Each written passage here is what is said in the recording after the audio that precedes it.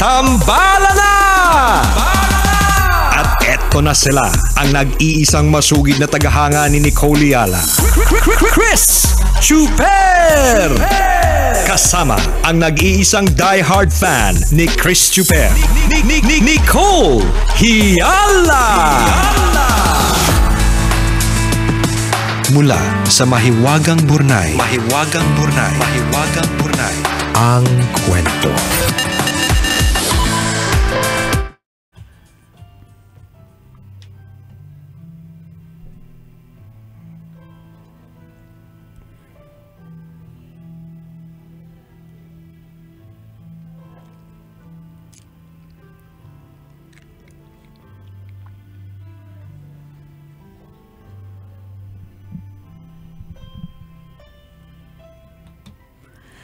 Dear Nicole and Chris, itago nyo na lang ako sa pangalang Martina, isang tambalanista dito sa Mindanao. Bago lang akong nakikinig ng tambalan pero na-binge ko na yata halos lahat ng mga past episodes ninyo.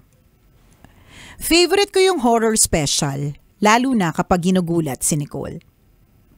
Kayo ang background ko habang nagtatrabaho sa opisina, naglalabas sa bahay o nag-workout sa gym. Nakakahawa kasi yung malutong na tawanan ninyo. Matagal kong pinag-isipan kung susulat ako.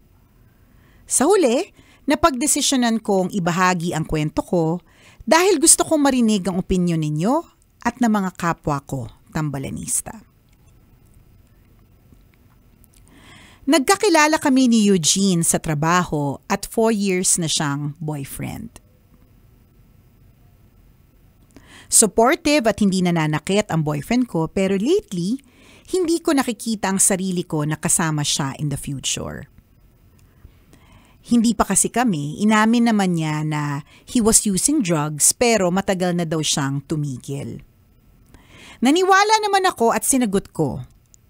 Kaso nung kami nahuli ko na gumagamit pa din. Nagalit ako pero he will do daw his best to change. Dahil mahal ko, naniwala ako. Mula noon tuwing mahuhuli ko siya, kinukumbinsi ko ang sarili ko na magbabago siya. Mas kailangan niya ang support ko kesa judgment. Alam ng pamilya niya ang addiction niya. Nang malaman ng pamilya ko, sinabihan ako na iwan ko na ang boyfriend. Sinuway ko ang mga magulang ko at sinunod ko ang puso ko. Lately, nababawasan na ang pagmamahal ko sa kanya at nawawala na din ako ng pag-asa na magbabago siya. Di pa rin kasi tumitigil. In fact, feeling ko pa nga, mas naging worse. Lagi siyang nauubusan ng pera to the point na sinasangla niya na ang mga gamit niya para lang masustain ang bisyo niya. To make things worse, lulong din siya sa online casino. Kakarampot na nga ang sweldo niya, almost 3/4 ng sweldo dun pa napupunta. So ako naman, I always cover for our bills, groceries, and even allowance niya. Ito lagi ang reason ng pag-aaway namin pero magsusorry lang siya tapos babalik ulit sa bisyo niya the next day. If you're wondering how I know that he's using, hindi siya nakakatulog na magdamag. Antukin kasi siya kapag hindi nakadrugs. Nakita ko din ang mga paraphernalia niya sa CR, sa cabinet at kung saan saang sulok ng bahay. Naawa ako sa kanya tambalan pero gusto ko na siyang iwan. Napapagod na ako sa sitwasyon. Napapagod na akong maghintay na magbago siya. Hindi ko din kasi nararamdaman yung effort niya na magbago at hanggang ngayon, hindi niya kinonsider magpa-rehab. Tambalan, magbabago pa kaya siya? Sana po ay mabasa ninyo ang letter ko and I hope you can share with me your insights about my situation. Thank you and more power sa inyong dalawa. Ang inyong tambalanista, Martina.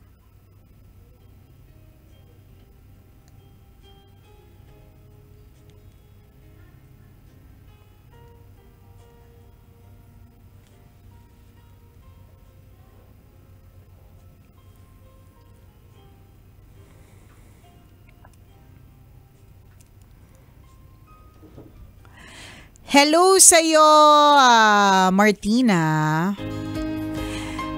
Alam mo, sa buong pagkukwento mo sa amin, napaka-obvious naman na kung ano ang kailangan mong gawin. May mga bagay na hindi natin kayang isolve ng tayo lang. Siguro no sa una, Martina, parang feeling mo ikaw yung pwedeng maging savior, ikaw yung pwedeng maging dahilan kung bakit magbabago, di ba? Pero hanggang feeling mo lang yan, nagbago na ba? Ngayon, ikaw, tapos sabi mo pa tatanong kung magbabago, di ba? Sa palagay ko, hanggat hindi proper yung paraan para magkaroon siya ng withdrawal, which is rehab, yung may mga tamang tao talaga na gagabay sa kanya, may mga tamang tubig na iinumin, hindi ko alam. Ilang guhit ng sitaw ba kailangan tirahin? Hanggat, tingnan mo, kami as people na wala namang alam tungkol sa drug addiction, hindi namin masasagot ng tama kung paano siya magbabago, 'di ba? But there are professionals, yung mga rehab na tinatawag, 'di ba? Sila yung makakapagbigay ng agarang at tama na dahilan para talagang tunay na magbago yan. Sa tingin ko sa lahat ng kwento mo, Martina, basing it on your story, hindi mo yan kaya mag-isa. 'Di ba? Ano ka, Jesus Christ? Are you the Messiah? Are you the chosen one? Parang hindi naman, girl, 'di ba? So, hindi mo to kayang mag-isa at merong mas eksperto na pwedeng gumawa nito. Sa tingin ko, doon muna tayo bago tayo dun sa part na maawa ka sa kanya. Kasi mas nakakaawa siya kapag hindi siya na-treat properly. Magiging ganyan at magiging ganyan. Actually, kahit maghiwalay kayo niyan, makahanap siya ng bagong jojowain, ganun din ang magiging problema ng susunod na jowa. Kasi nga hindi siya treated properly. Totoo so yun, wag kang magpakabayani. 'Di ba? Hindi na masyadong uso 'yan. At higit sa lahat, yun nga merong mas pro na pwedeng tumulong at hindi ikaw 'yon. Tsaka wala na, puno na yung Rojas Boulevard ng maraming monumento. Oo, true. May mga nagmamay-ari na doon. Hindi lang yun, partner. Hindi lang yun, partner. Mas mahal na yung mga tanso na panggawa ng mga bayani. O gagastos ka pa, ikaw na nga lahat, 'di ba? Groceries, allowance, isipin mo 'yun. Hindi niya nga maalagaan yung sarili niya Ganon, 'di ba? Ang hirap mag-alaga ng isang taong ayaw niya namang alagaan yung sarili niya. 'Di ba? Binubuhusan mo ng so much attention, so much time, naawa ka sa kanya, feeling mo magbabago. Okay, gets naman natin yan, lahat ng tao deserve ng second chance. Pero kung hindi niya nga tinutulungan yung sarili niya, 'di ba, Martina? Ano ba? Wag kang Martina for martyr. Oh, correct, martyr ka. Hindi ka Martina, martyr ka. Yun ang bago mong name. Punta ka ng PSA, may malapit dito sa amin. Samahan ka namin, pwede din online kung wala kang time, 'di ba? Alam mo, totoo, martyr ka, Martina. Hindi na dapat na ikaw yung mag-solve ng problemang 'yan. Dapat medyo na may expert na. Wag mong hayaan, sa tingin ko kapag kasi nagtagal ka diyan, instead na hinihila mo siya pataas, ikaw yung nahihila din pababa. Correct. Parehas na kayong nasa kumunoy, 'di ba? Samantalang siya lang yung nasa kumunoy tapos ikaw yung hinihila. Yung eksena niya para talagang nasa kumunoy yung lalaki tapos pinipilit mong iangat. Wala ka nga paano bang mag-angat sa kumunoy? Dapat meron yatang kung pro, dapat may mga pang-angat diyan. Hindi mo kaya ng hinihila-hila mo lang. Totoo yun. Oo, yung mga solutions mo, band-aid solutions lang Ako magsasagot ng grocery, allowance niya, ako na, 'di ba? Puro band-aid solutions, hindi talaga nagbibigay ng tamang solusyon. Oo, alis ka na. Alam mo, hindi ako yan, pero ang sakit ng ulo ko. May migraine na naman si partner na naman ngayon. ako.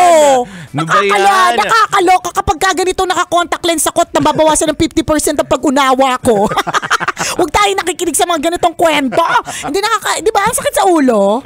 Yung obvious naman yung kailangan gawin, pero hindi mo ginagawa. Gets naman namin kasi mahal mo. Pero kung mahal mo talaga, pipilitin mo siya magpa-rehab. Totoo gagawin mo yun. yung best mo para mapunta siya sa mga pro, sa mga professional.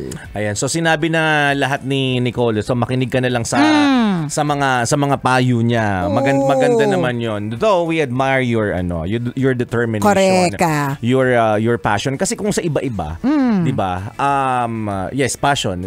Sa iba-iba, iiwanan na 'yan Agad. Kapag nalaman na nila ng asawa nila or partner nila or boyfriend or girlfriend nila ay addict, wala nang wala nang dahilan para hindi nila iwanan. Pero ikaw, because of love, because of your passion to change that person, that determination, Nandyan ka pa rin. Yes. Oo. Maganda yung ginagawa mo. Siguro pwede natin tingnan sa aspeto na ikaw yung ginagamit ng universe or ni Lord para gawing instrumento to change that person.